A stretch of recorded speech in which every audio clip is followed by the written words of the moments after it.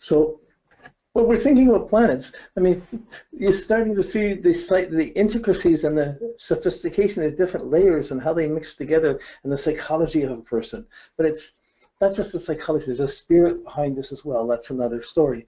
But we're taking words, and certain words have certain meanings. So a lot of people just use the words and make up sentences, and they use astrology like that, but they don't necessarily understand the functions and the frequencies of each planet. So they're like living parts of ourselves. They're functions, like we have our hands, we have our feet, we can move them, we can do things, we have our fingers, but we also have some of our functions, our inner functions, like our mind and our emotions. Some of our functions are strength out in the world, our understanding, our response. These are functions inside and outside. They're like limbs of us. They're like parts of our being, and they're alive. They're not just static definitions. They're changing all the time. They're growing, but they have a certain manner in which they process, and a manner in which we come to terms with them. So first, at this level, you're just trying to understand, make it a relationship to each planet and get it so you can look at a chart and see people's attitudes to it and the way it tends to work in their chart.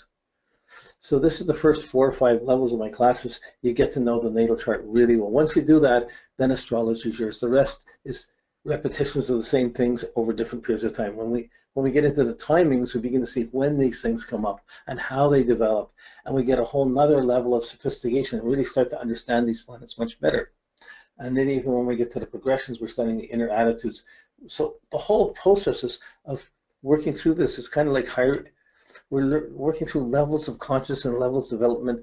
And as we develop through astrology, we're growing through it, and we're expanding our concept and our consciousness of what life is and what potentials are.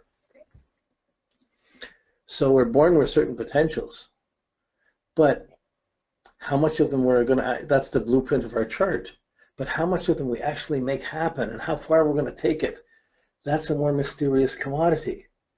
Really, it could be argued that by the time we've learned the language and we start school, we've probably lost over 90% of our potential right there. It's been structured and we limited all the possibilities, but many of the possibilities are dead ends and go into problem areas. So there are limitations. We learn we only have so much time in life. This is another Saturn factor. Saturn is how much time you have. How can you work within the time? What are you doing at your age? Are you physically active? Are you responsible? Are you happy? So Saturn is known as the Grim Reaper, the serious depression, ambitious, bossy type of factor in your chart. But it really is a beautiful element of refinement, of timing, of self-discipline, of restraint. It does represent the ability to listen. It's the one essential function we can't turn off. We can't close our ears. But this ability to listen, this is Saturn. And there's certain rules, what would be appropriate, what would be not. So setting rules, setting limits, and this is a bad sense of limits. It'll be, if you have it in your chart, it'll be harder for you to, you'll have to overcome the bad efforts or not succeed in your life. The same with Jupiter, bad understanding. You're going to have difficult lessons till you learn them. And those lessons are learning the restrictions, the limits that you can work within, what's right and what's wrong. So it's hard to teach these without having each of them being related to each other, because they're kind of, you see it more experientially this way. But on a physical level, Saturn's your bones, your skin, your joints, and your teeth. And if there's anything wrong with that, you're having trouble with some of your discipline or some of your authority, or you have Saturn problems, structural problems. Jupiter expands, Saturn crystallizes and restricts. And there's always a bit of a depression or a worry where Saturn is. There's always a seriousness where Saturn is. But that seriousness, when it's used properly, is telling you exactly what work you have to do in your life and how you have to work to use the Saturn. But you will also see your relationship to your father, to authority figures, will also be tied up to the Saturn. So if someone's depressed or moody or not ambitious, or they're tired, or they're weak, or they're not poor circulation, something's restricted and not working right, that's Saturn. But usually that's a 6th Saturn. That's when you've pushed too hard, you crash, and then you can't do anything until you recharge the Mars. So I like the little things like, what have you done with life? What are you doing with your life? Have you accomplished anything? Do you have a job? Do you have kids? What are you doing with your life?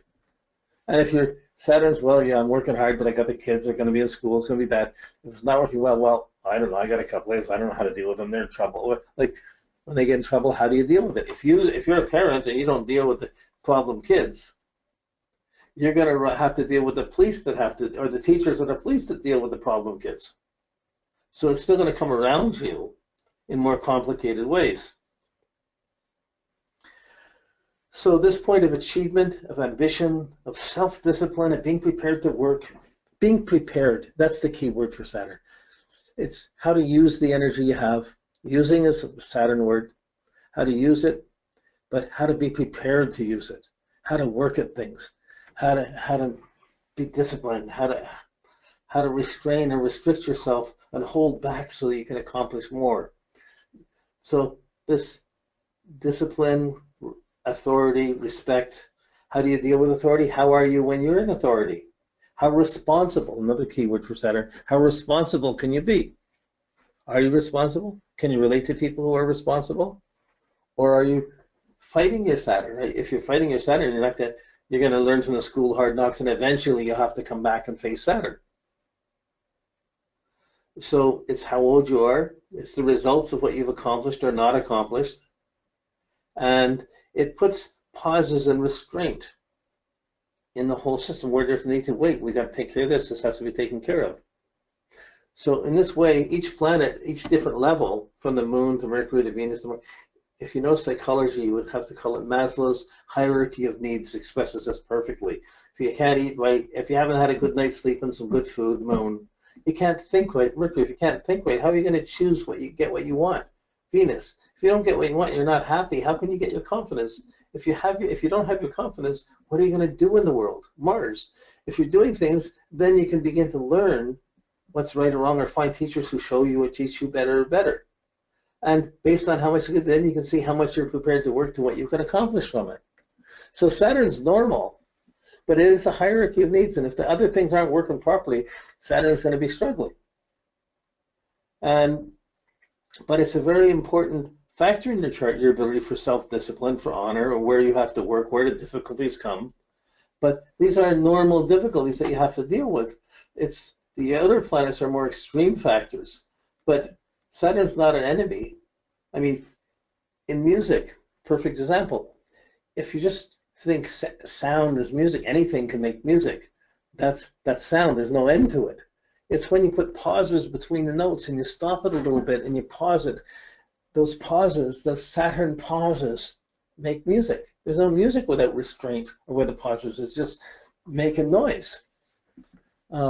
Some people who are making noise might argue with this, but this ability for restraint is a very elegant factor. How are you going to be like when you're older? But really, on a personal level, how strong are your back? How disciplined are you? Can you listen? If a kid's too aggressive, they don't listen. And they'll push it until you're almost hitting them or you're really challenged to get them to listen. They have to run into the rules. So doing things, Mars, understanding, assimilating, and developing an understanding of the rules and what's within, what's real, what's not, this is the practical Saturn. Even on a spiritual path, it's our Father who art in heaven. Can I listen to you? Can you hear me? It's still this ability to listen, to be disciplined, to be responsible. That's Saturn. And if you have problems at work, that's a Saturn problem. There could be other things causing, but your point is, how do I be defensive? What do I have to do? What's my responsibility? Saturn. And but this restraint, this self-discipline, the work ethic, dealing with responsibility, how you relate to your parents, to your dad, your ambition, your sense of dignity, respect, honor, these are all natural factors of Saturn that when we look at something, we get a sense of these. We don't always see it right away, but it's the background of around which anybody meets each other.